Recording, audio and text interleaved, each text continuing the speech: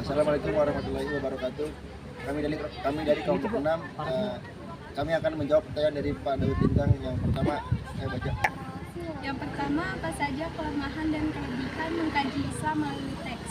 Kelemahan dan kelebihan mengkaji Islam melalui teks, yang pertama ada kelemahannya, yaitu teks yang dikaji tidak didekati atau diteliti historitasnya.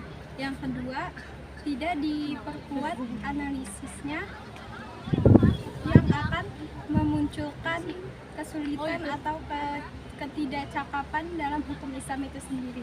Yang ketiga, jika mengandalkan teks saja, Islam akan tertinggal di belakang atau tidak relevan dengan masa sekarang.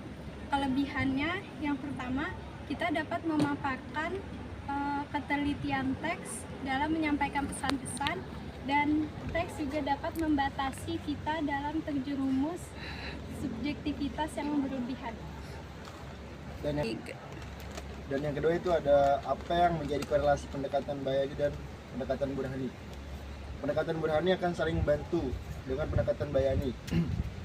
Oleh karena itu, teks yang dikaji oleh pendekatan Bayani disebut Samawi atau Wahyu, yang menjadi sumber agama yang diturunkan dalam konteks tertentu. Maka pemahaman tentangnya belum juga sempurna tanpa pendekatan irfani. Bayani adalah pemikiran bahasa Arab yang menekankan pada teks, sedangkan Burhani adalah epistemologi yang berpandangan pada logika atau sumber ilmu pengetahuan. Jadi yang jadi korelasi antara Bayani dan Burhani yaitu kalau Bayani menggunakan teks sebagai sumber pedoman atau sebagai bukti, sedangkan Burhani yaitu menganalisis dari sebuah teks yang ada di Bayani dan lalu dicari nilai kebenarannya.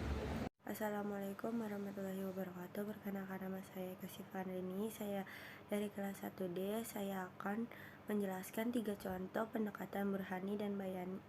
3 contoh pendekatan Burhani dan Bayani. Yang pertama itu ada far. Far itu adalah arak kurma. Arak kurma itu tidak ada ketentuannya. Kalau ham itu jenisnya adalah haram karena dia itu memabukkan. Bersamaan dari kedua itu adalah sama-sama memabukkan. Yang kedua itu adalah lat, yang jatuh ke dalam minuman, dan itu harus dibuang atau dijatuhkan lagi karena sayap kirinya itu mengandung racun dan sayap kanannya itu mengandung pembawa rezeki, penawar gitu. Terus yang ketiga itu ada menafsirkan kalimat dalam teks, misalnya menafsirkan kata zakat dalam Al-Quran merujuk ke dalam kamus bahasa Arab. Assalamualaikum warahmatullahi wabarakatuh. Perkenalkan, nama saya Kasifan Rini. Saya dari kelas 1D. Saya akan menjelaskan 3 contoh pendekatan Burhani dan Bayani.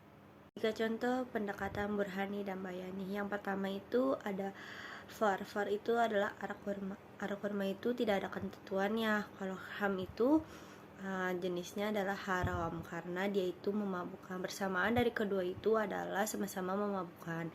Yang kedua itu adalah lat, yang jatuh ke dalam minuman, dan itu harus dibuang atau dijatuhkan lagi karena sayap kirinya itu mengandung racun dan sayap kanannya itu mengandung pembawa rezeki, penawar gitu. Terus yang ketiga itu ada menafsirkan kalimat dalam teks, misalnya menafsirkan kata zakat dalam Al-Quran merujuk ke dalam kamus bahasa Arab.